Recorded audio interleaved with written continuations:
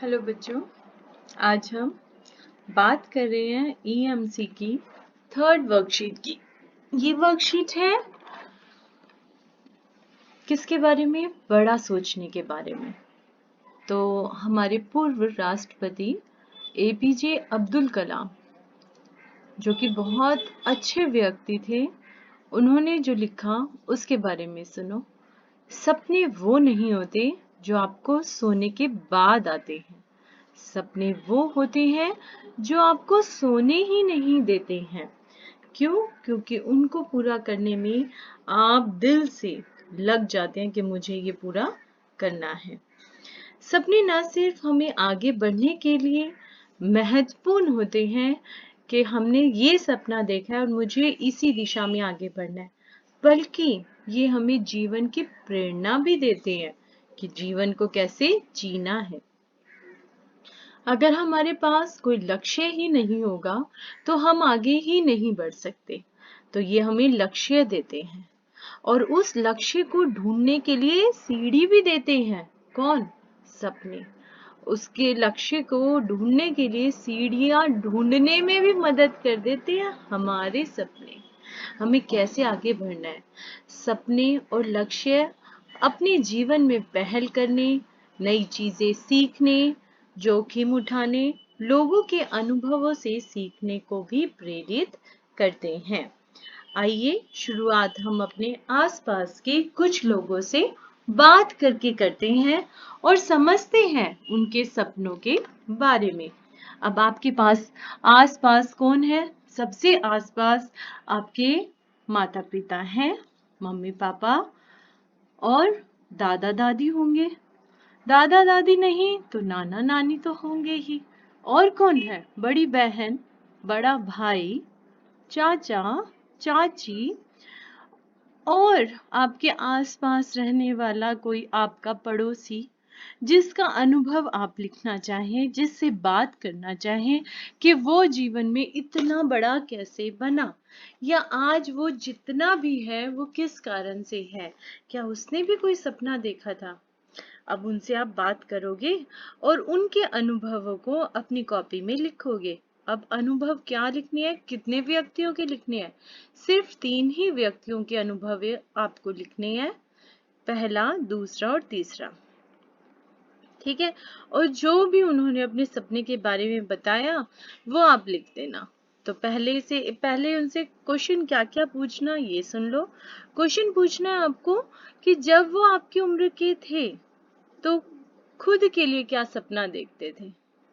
क्या अगर आप 9th क्लास में हैं, क्या आप अपने लिए कोई सपना देखते हैं? नहीं देखते तो देखो, उन लोगों से भी पूछो कि उन्होंने खुद के लिए क्या सपना देखा था। ठीक? और उसके बाद पूछो आपने सपने को पूरा करने के लिए क्या क्या कोशिश की, वो भी उनसे आपको पूछना है। उसके बाद तीसरी बात ये पूछना, क्या उन्हें लगता है अगर सपने पूरे ना हो तो सपने नहीं देखने चाहिए? हो सकता है 3 व्यक्ति आपने बात की, तीनों के सपने पूरे हो गए हो, जो वो चाहते थे वो बन गए हो, और हो सकता है वो नहीं बन पाए हो। तो उनसे पूछो कि अगर सपने पूरे ना नहीं होते हैं तो क्या सपना नहीं देखना चाहिए, कुछ आगे बढ़ने का, कुछ करने का। उसके बाद अब तीनों की बातें लिखने के बाद, उनसे बातें करने के बाद आपको खुद लिखना है आपने कैसा महसूस किया। ठीक है? जो आपने महसूस किया वो लिखो। आपके हिसाब से सपने देखना चाहिए और उन्हें पूरा करने के लिए क्या-क्या करना चाहिए।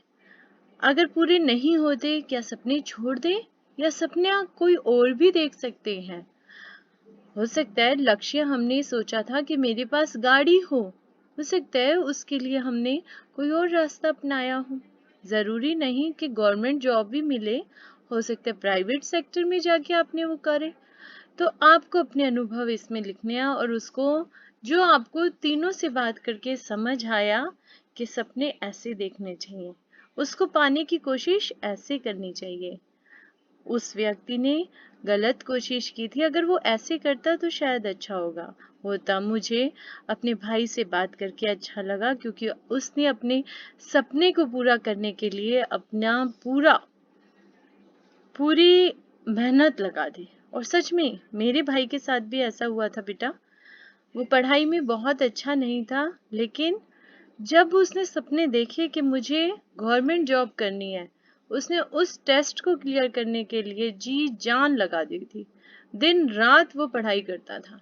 मतलब उसे देख के मुझे भी लगता था कि अगर सपने देखे हैं तो उसे पूरा करने की पूरी कोशिश भी करनी चाहिए। चलिए अब आपसे बात हो जाए, क्या आप भी खुली आंखों से अपने लिए सपने देखते हैं?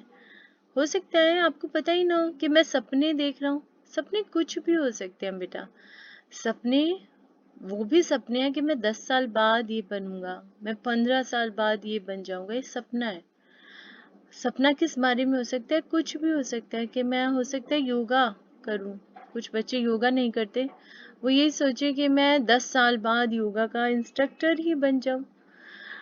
कोई ये सोचे कि काश मैं भी पहाड़ पे चढ़ना सीख जाऊं और जल्दी जल्दी पहाड़ पे चढ़ के और मैं भी माउंट एवरेस्ट लांग लूं।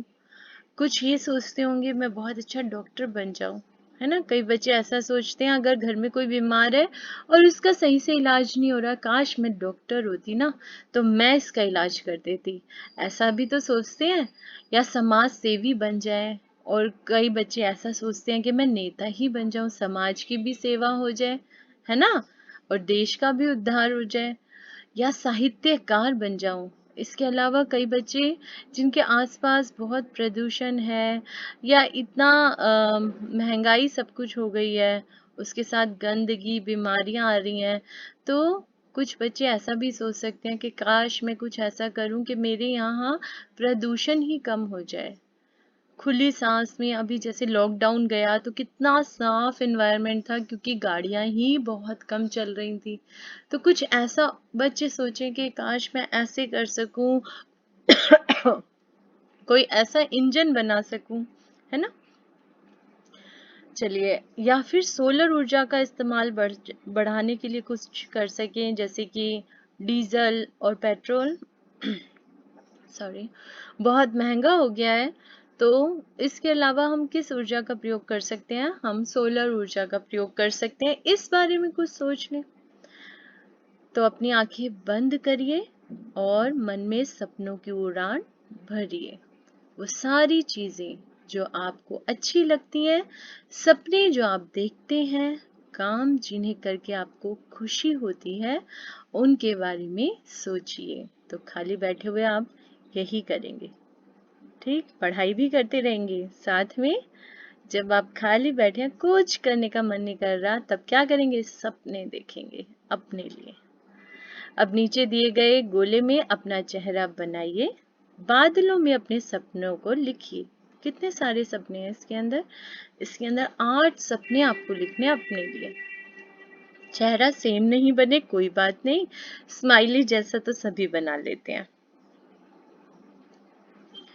तो इसके बाद आपको लिखना है 5 पॉइंट, वो 5 पॉइंट जो आपने औरों से बात करके महसूस किया। ठीक है, कि सपने देखना चाहिए, कुछ बड़ा सोचना चाहिए या नहीं सोचना चाहिए। ओके, ये आपकी पूरी वर्कशीट हो गई। 2 पेजेस में थी। ये थी आपकी, हाँ जी, ईएमसी की वर्कशीट, जिसे 3 पेजेस की थी आपकी। ओके, वर्कशीट समझ आई तो जल्दी से चैनल को सब्सक्राइब कर लो। जिन्होंने सब्सक्राइब कर दिया वो लाइक और कमेंट्स और शेयर जरूर कर देना। Thank you for watching.